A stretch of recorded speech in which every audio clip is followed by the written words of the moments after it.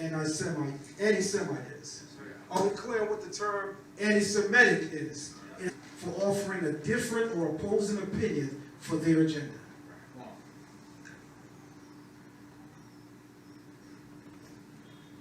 Now, I love our brother Nick Cannon. And being that this is on video and I know he's going to see it and we had a conversation, I'm going to open up saying, I love our brother Nick Cannon. But this interview went left in so many ways. About powerful heroes in our culture. And not all of them consider themselves Israelites, but many of them have been in the trenches protecting our culture and our name. This individual, his name is Rabbi Abraham Cooper. And in a conversation centered around victimization and is it fair to weigh atrocity versus atrocity, because how many people have ever been in a room where the Holocaust is being discussed and we bring up the transatlantic slave trade, and not only do they say that's not the same thing, they say that what they went through was worse.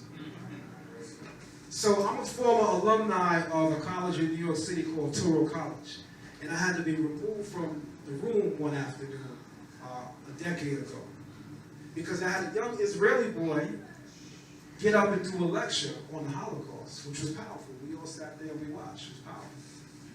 But then I went up and I did a lecture on the transatlantic slave trade, and it was more powerful.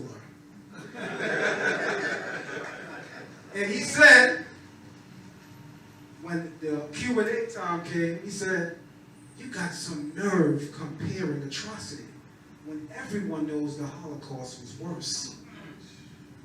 So I said, oh, is that right?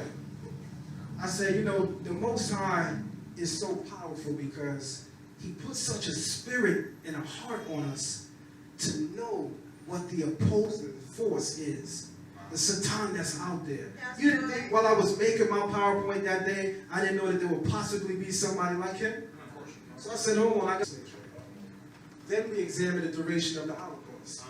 We examined the number of lives lost during just the middle passage, the voyage just to get here.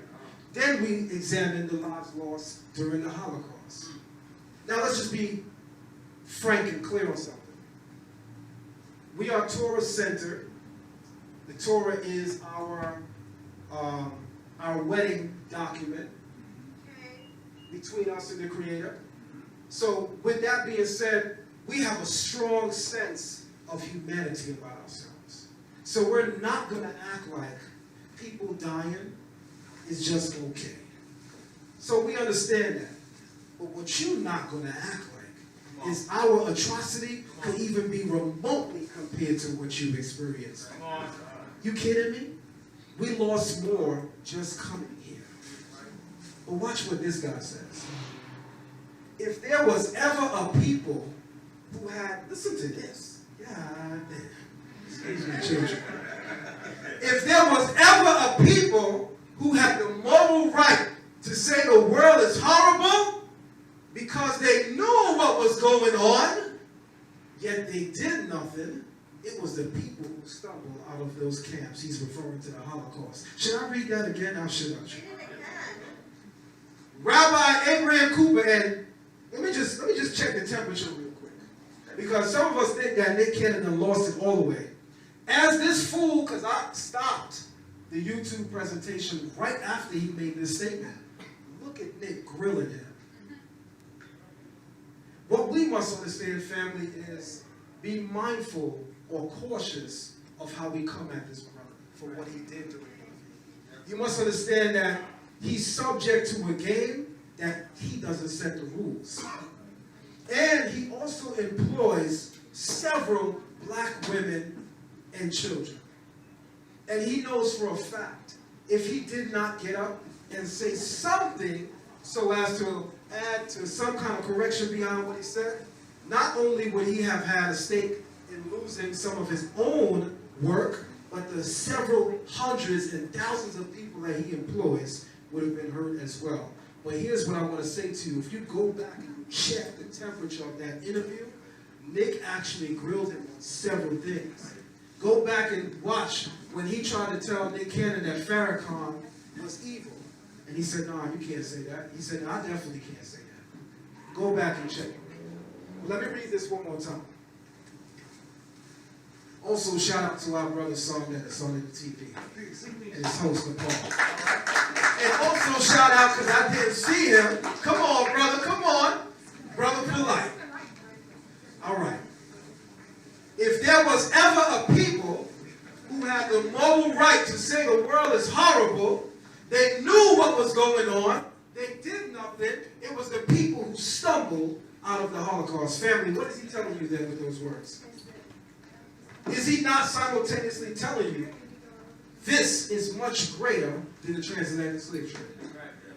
Is he not telling you that the transatlantic slave trade is a drop in the bucket compared to what he went through?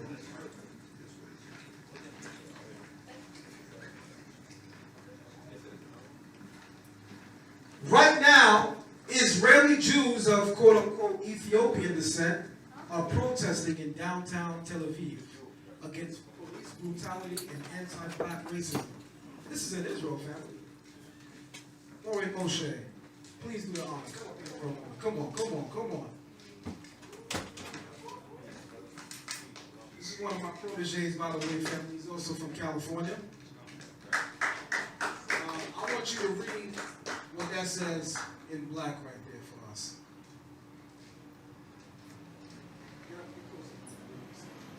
By the way, he's on the fly. He never seen this before.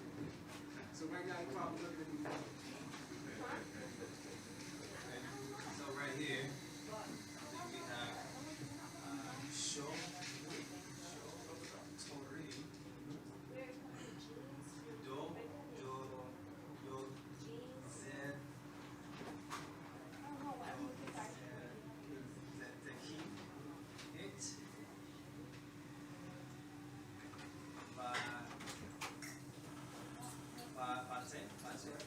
it, oh, beta is right.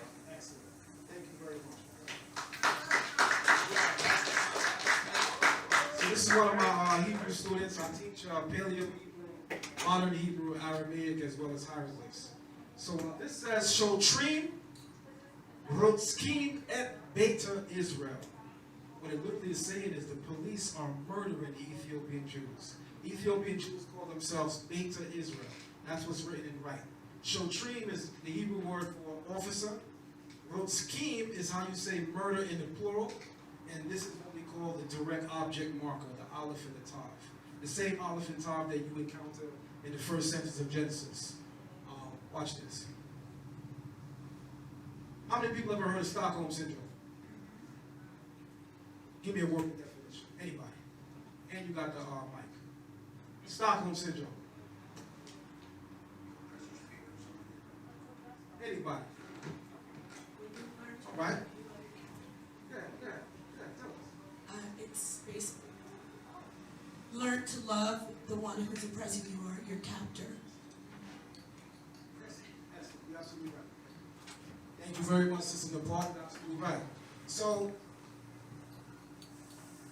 Stockholm Syndrome appears when an abused victim develops a kind of respect and empathy towards their abuser. It was named after a bank robbery in Stockholm when a group of bank employees were held hostage and developed a strong sense of empathy towards their captors. When this traumatic event was over, they even defended their captors' freedom. By not wanting to say anything that might endanger, they even defended their captors by not wanting to say anything that might endanger their captors' freedom. This usually happens because the victim sees the smallest act of decent behavior as an extracted event which makes them see their captors as essentially good. This way they leave aside all the negative behavioral distinctions of their captors and focus on the positive ones. This syndrome is also called traumatic bonding or victim brainwashing. Why do I even have this on the screen right now? This applies to every Negro that went out on a limb and condemned Nick Cannon. When Nick Cannon made the statement that these are not the original Jews, and all of your entertainers that make all the money from us co-signing them, that came against him, this is some Stockholm Syndrome Negro business going on. The children is here, my son included, so I gotta watch my fast mouth. Apologize. Some of y'all know me, you can just tell some of the words I'm trying to say. Yes. All right, thank you very much, sir. What defines Semitic heritage? Look at the image on the screen. I know I'm full of jokes, right? There's a picture of an elder European rabbi. I'm going to assume he's a rabbi. His son, and maybe his other grandson or whatever. The first caption says, either we're not the people, or that's not our book. The second caption says, and we never had yokes of iron on our necks. It's getting more interesting, right, Israel? Yeah. We don't serve our enemies for one of all things. Grandpa, there's no history of us on slave ships. Hello? Hello? Hello. This is not your book. Because we have no record in history of European Jewry prior to the 8th century Common Era, or AD for the Christians out there. There is no record anywhere in the world of the existence of anyone who calls themselves Caucasian or identifies as a European also reading that book, which lets you know books like the 13th Tribe are accurate, which our brother Elder Malak just read from. Because not before 740 AD, which is the 8th century, is when you find them. Well, let me show you, looking at the annals of history, what the early people of Semitic descent would have looked like. Watch what the historical record says. By the way, before I even do that, I'm also, guys, a historian, so let me drop this on you really quick. Does everyone see the side locks that the European Jews are wearing here? Yeah. That's supposed to be their interpretation of you shouldn't mar the four corners of your beard. So for whatever reason, they interpret that as I'm going to have a whole Pippi Longstocking going on both sides of my face. But the reality is, this is actually what's called the minhag. Minhag is another Hebrew word which means custom. It's the custom of Yemenite Jews of color to wear their side locks like that. And when European Jews first converted, some of their earliest contact was with Yemenite Jews of color. It's been the Yemenite Jews of color custom for several centuries before you can find Jews anywhere in Europe doing that. So even this is a copy of you.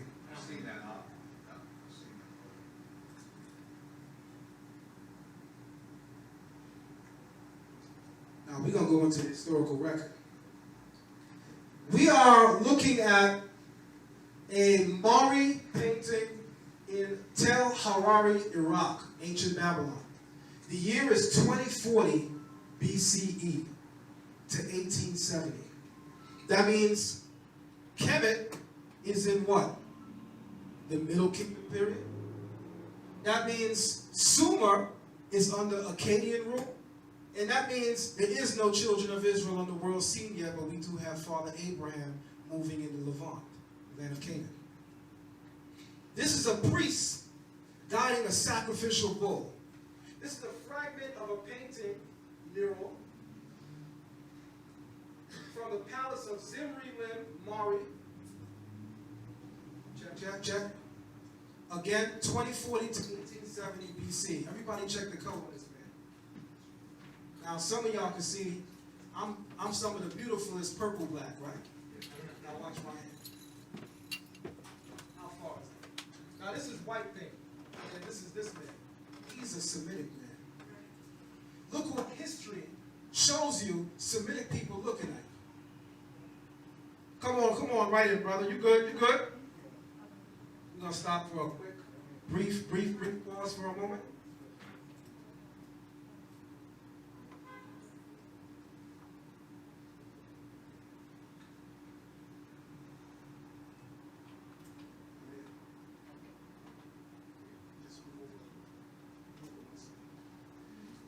All right, family, I just want to introduce our brother, just in the building, Many of you might know him from the boxing world.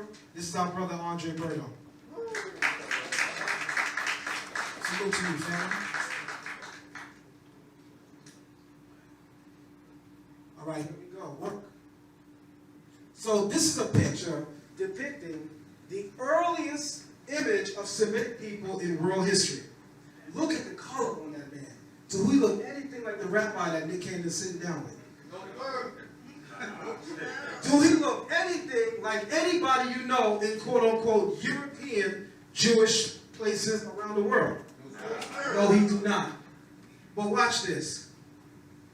But he don't look like us. Look how his nose got the hook on it. Scottie Pippen nose hook like that too.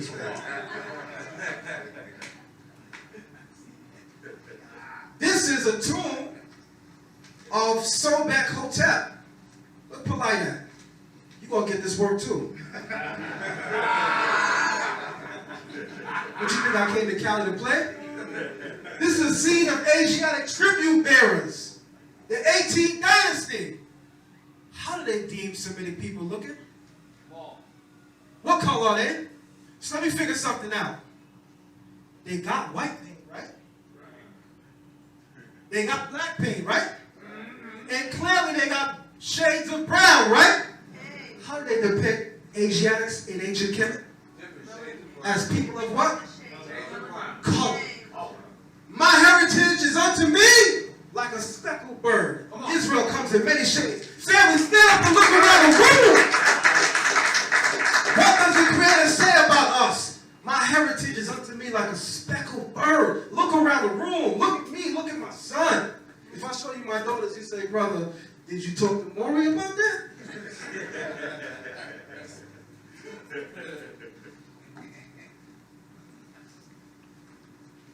This is another mural. This goes all the way back to 2300 BC. Just before the Akkadians take over and defeat the Sumerians. This is a Sumerian painting in Iran. And what it shows, the Sumerians are painting themselves and even the gods as a people of color. These people are in Mesopotamia, where you can find the earliest Semitic people in the world. Not only are they depicted, the people, as being a people of color, but they even reflected their gods look like them. Now, this is not an opportunity to co-sign their religion. But let's make one thing clear, Israel. What does the beginning of Joshua say? Your fathers served gods on the other side of the river. What river do you think he's talking about? Jordan. The river that Abraham crossed in order to get to Canaan. Before we came into the land of Israel, don't forget, Abraham comes from this region that we call Sumer. Don't forget that. That's why the people look like Abraham. Jews acting like they don't know that there are European Jews act like they don't know that there could be Jews of color in the world. So, again, I attended an all-European college in New York City called Toro College.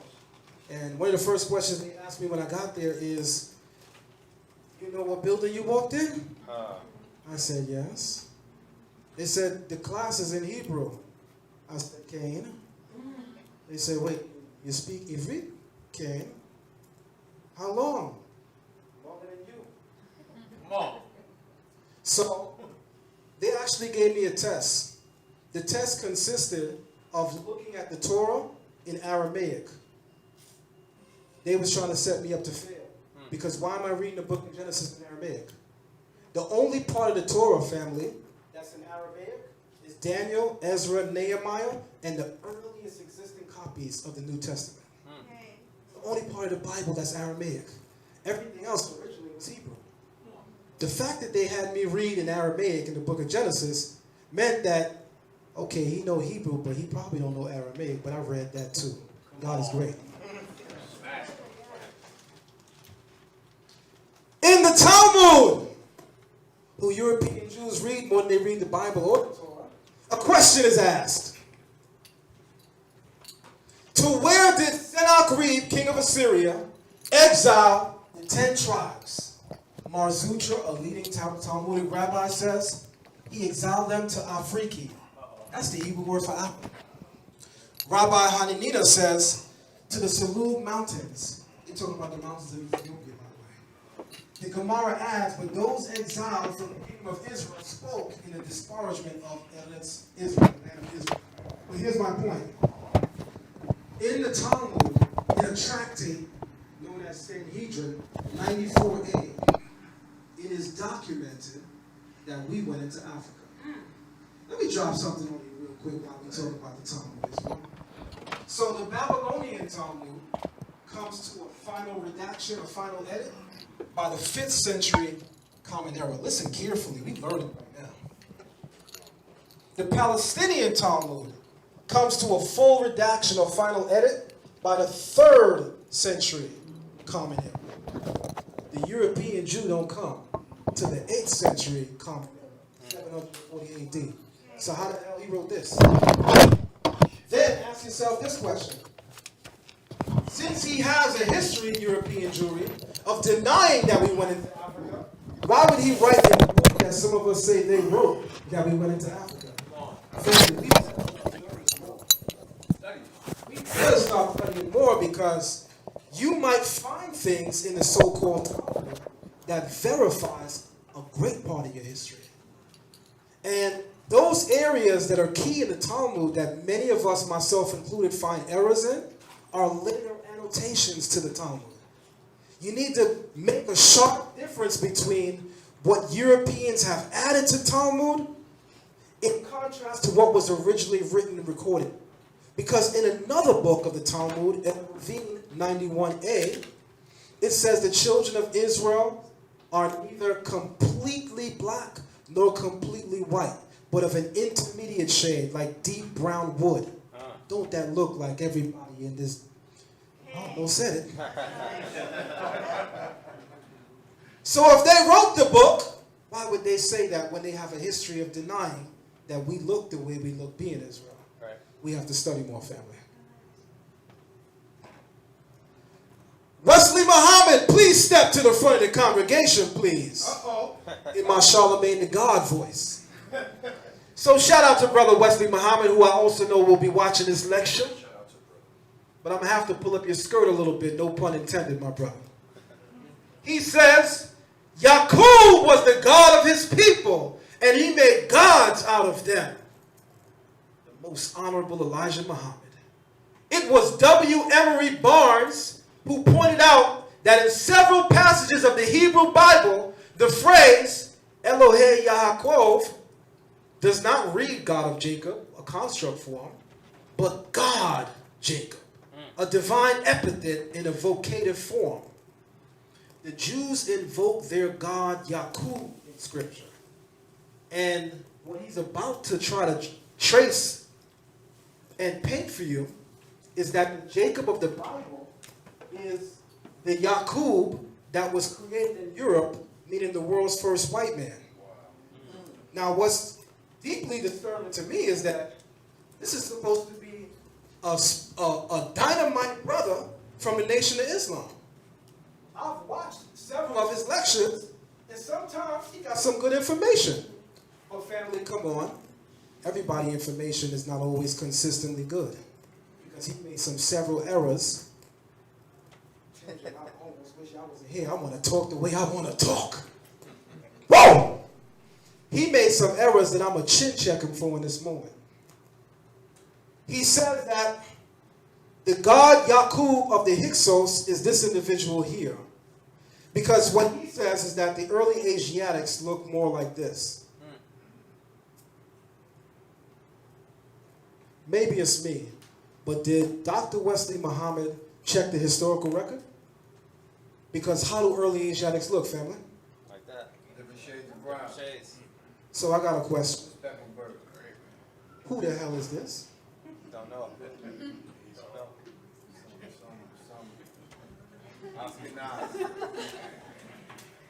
We're going to get a crash course in the Meta today. Come on, Polite, come out here. You know you don't read this.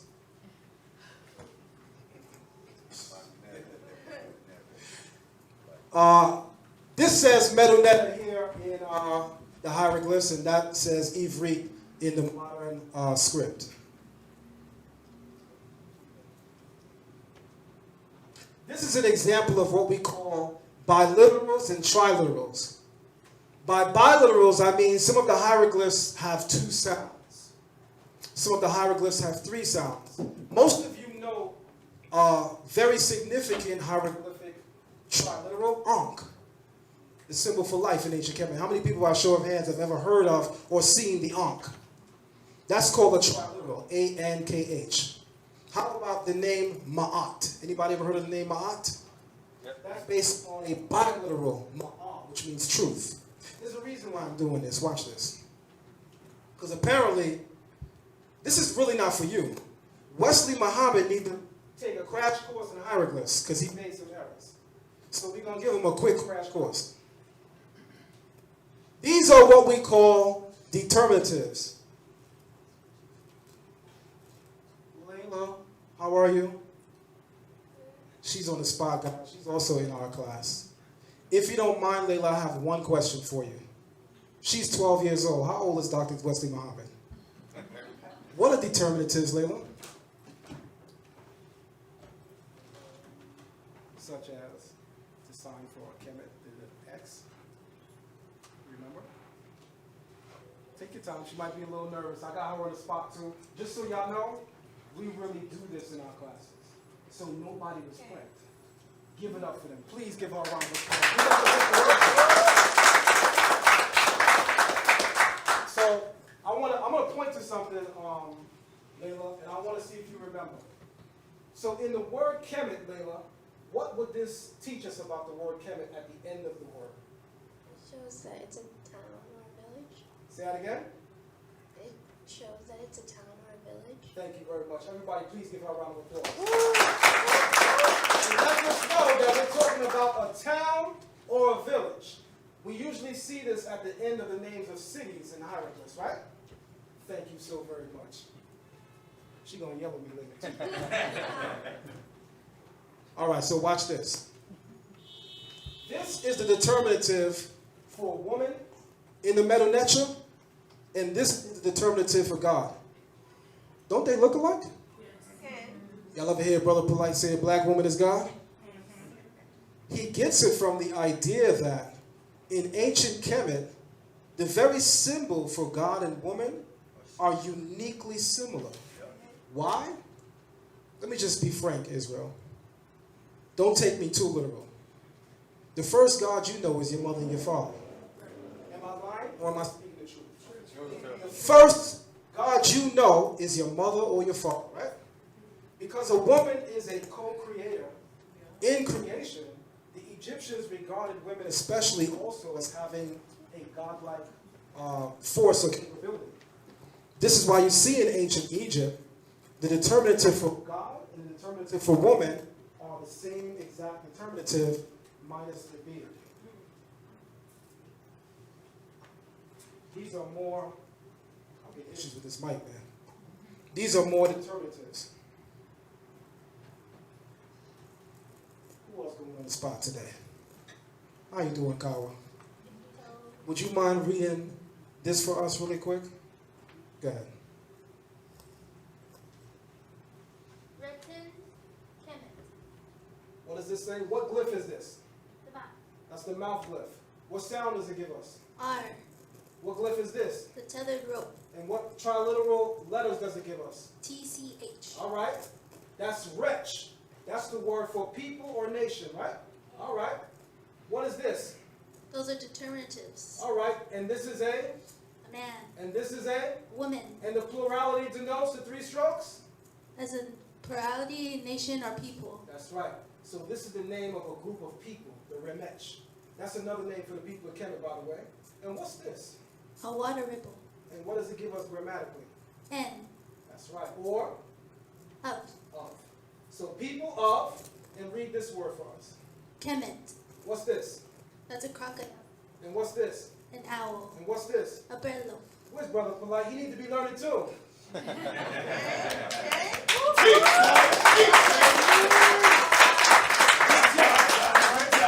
This is what we call the Runu Per Em Heru. By ru, I mean, this is ru, the mouth glyph. This is the bowl for nu. This is the house, per. And this is the R together, per. So this is ru, nu, pert, M, heru, the book for the chapters for the coming forth into the light.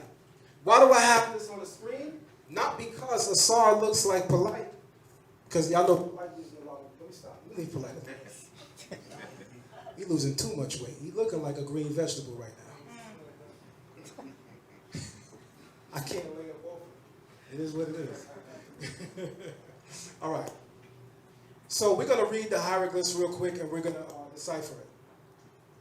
I'm going to get some help from the class though. The double reed leaf, Mecca,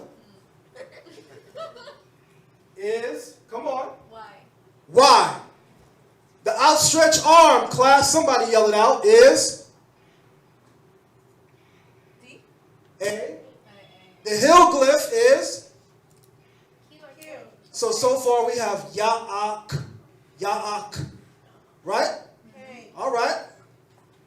Then we have the foot. What does the foot give us? B. So we have Yaakov, right? Then we have the reed shelter. What's the reed shelter? H. The mouth glyph? R. So this says Yaakov her. Apparently Wesley Hamid seems to believe that this is the name of a god in ancient Egypt. However, in ancient Egyptian language known as the Medu-Neter, the names of the Neteru or the Neter, at the end of them is a determinative for God. It lets you know that we're talking about a God. So if Yaakov her was a God, there would have been a determinative at the end. But it's missing.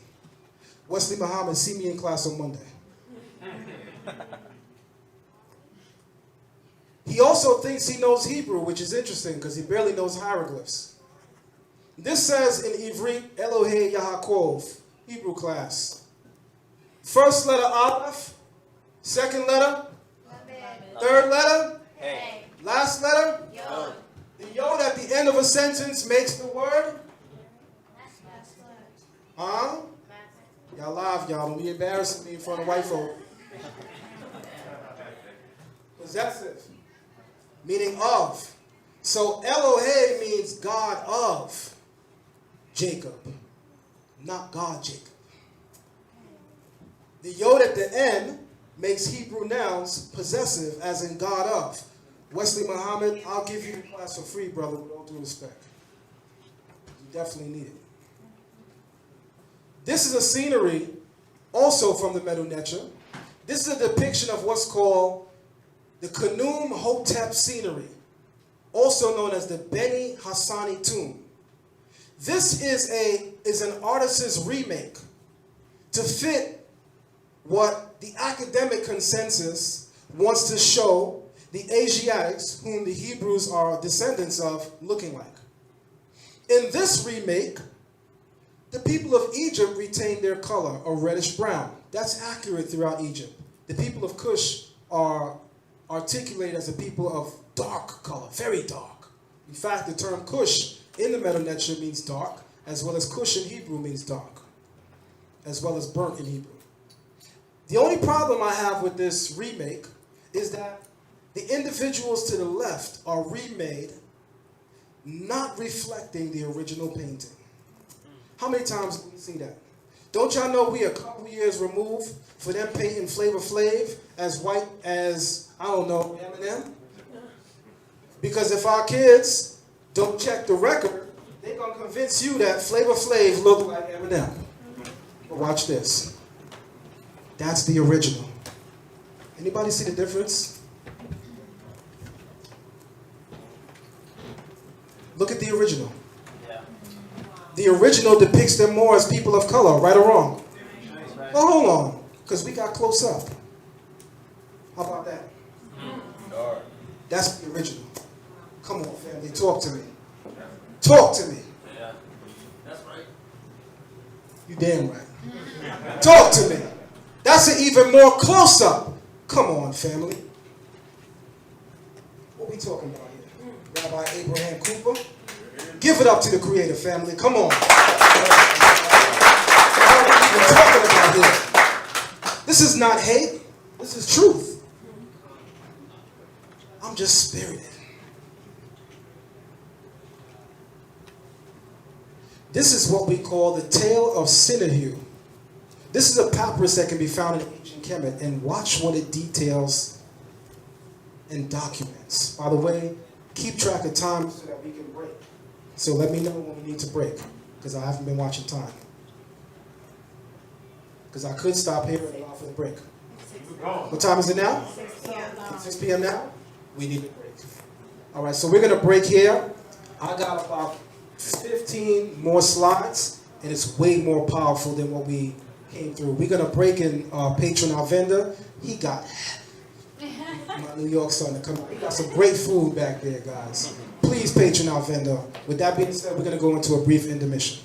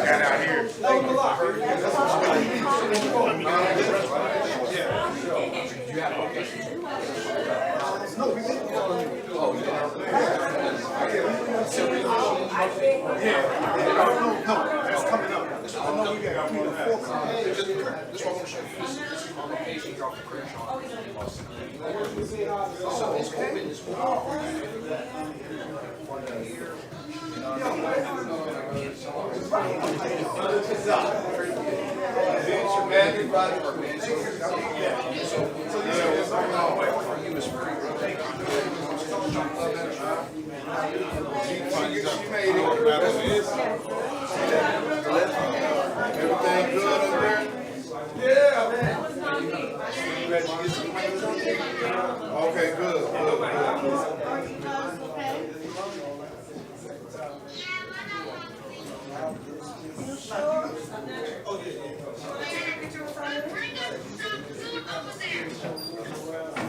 Ain't no fool. That's good. I was just looking crazy with the stuff that's here. Okay, love y'all. You want to get somebody to take it so you can be in the picture? Okay. Shalom. Hey, hold on. Hey. Tell her shalom, watch it.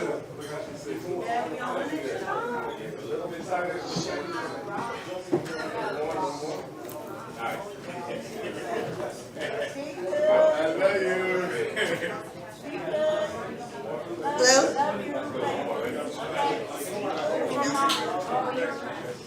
Okay, if you guys want to pay for your meal.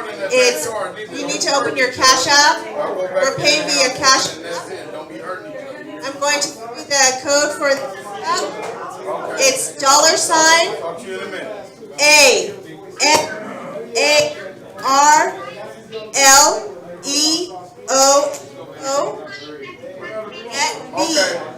BURNET.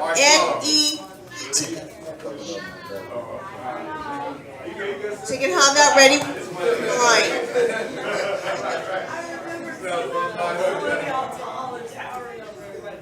Okay, the heels.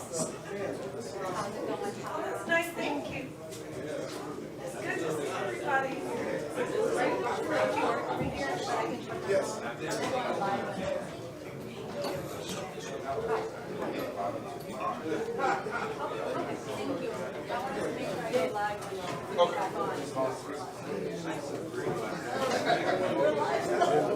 Yeah, I don't want to stop. I appreciate it.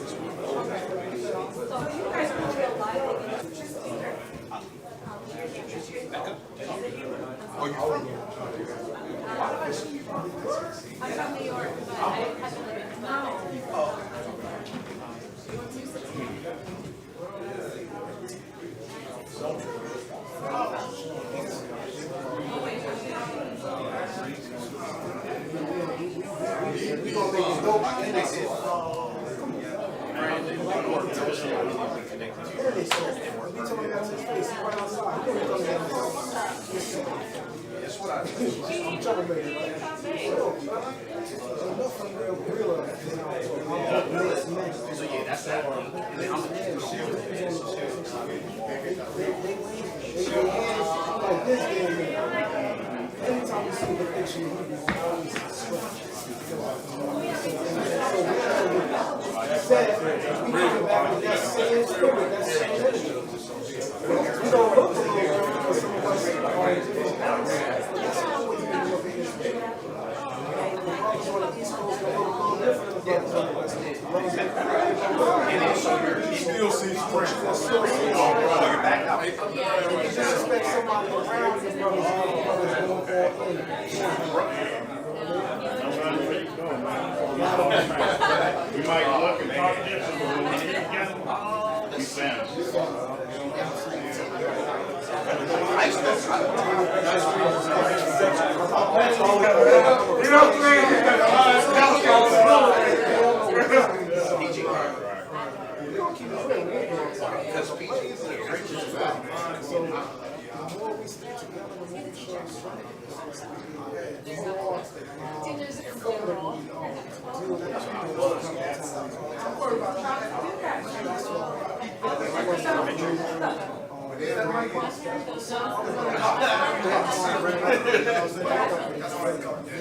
I did have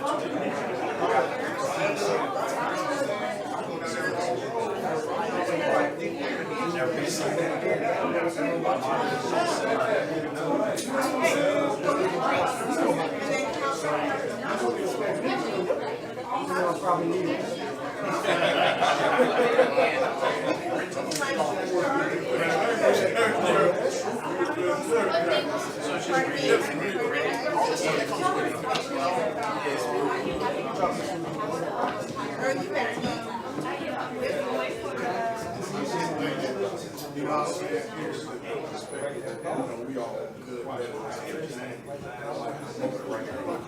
And I sent you the link. All you gotta do is just share that link. So where's the Check your phone.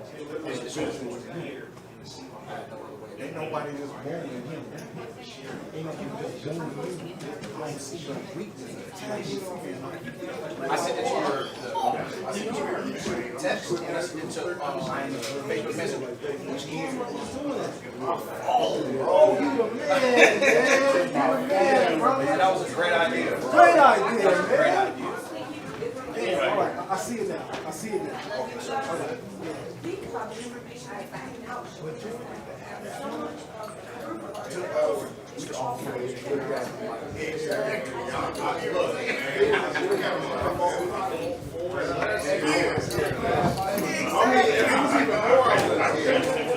That's what I'm saying.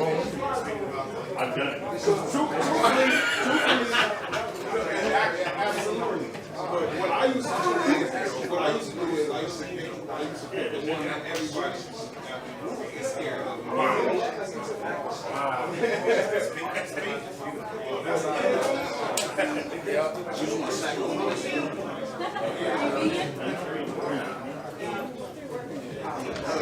don't want that money to transform.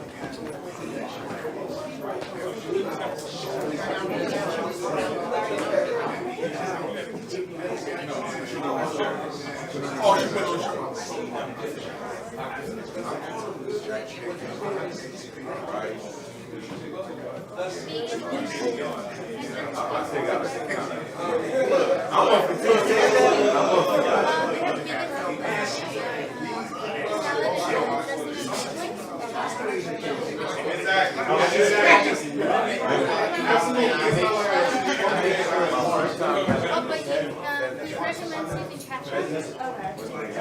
I never even knew what that was.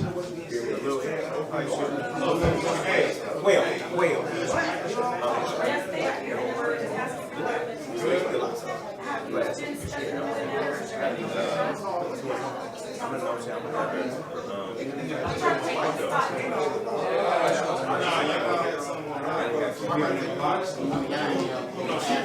She was over there anybody. I'm already going. She's not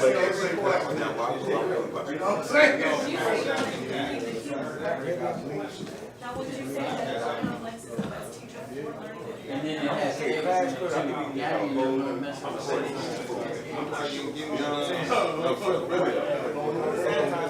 I need to bring in that. I'm getting them dirty.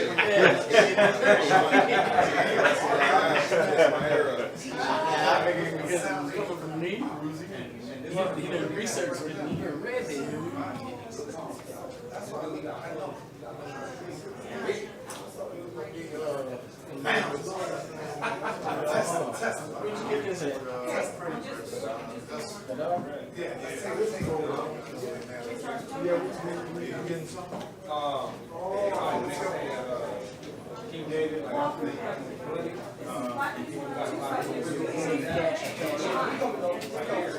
Lecturing lost by one and only I teaching us about but never and how it relates to No power. what we're doing today is speaking about how people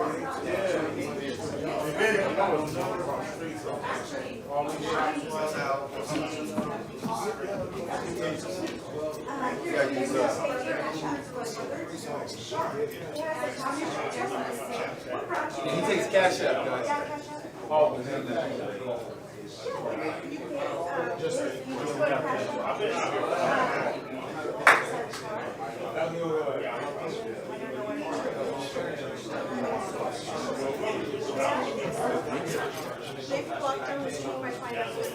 Who has cat? You guys know. You have cat?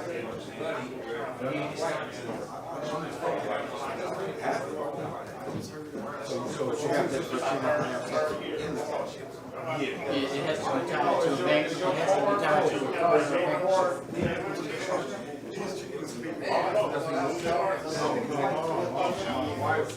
or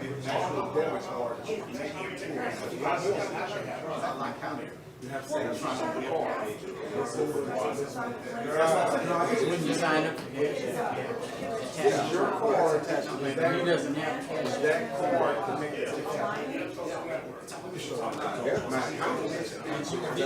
Did you ever fill out things for cash? Yeah, I got cash. I can show you. Okay, and then you had to tie it to something.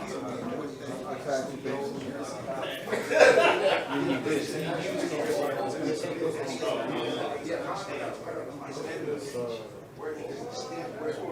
Mine's So now, did you go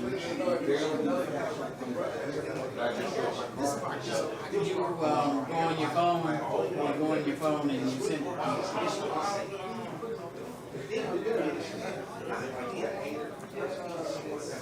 I mean, it looks good. I have the reserve, the only reserve. Yeah, there's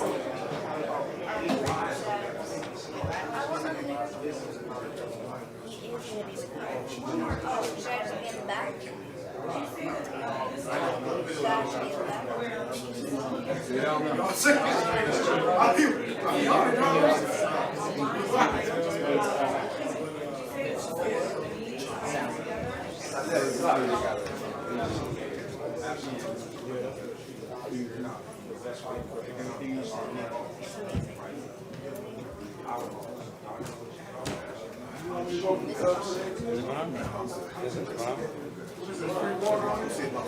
Is it good cheese? I got my cash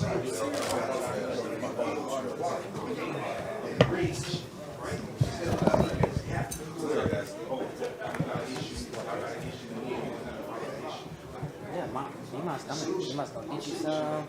You about to eat it. Some mine?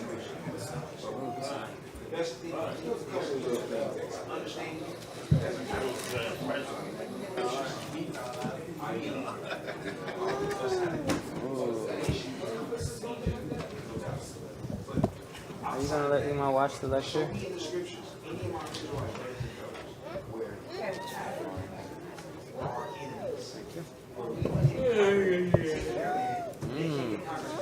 Okay, want some? Want some salad? I understand our issue that we had with situation. We have to find a means where we get Hey, man. I got the issue. I got the source of what I'm asking for is my family to start digging deep so that we can close the gap. If we can't find where we was at war with our African place, if we can't find in the scripture where Thank you so much. let me ask you. Oh, sure.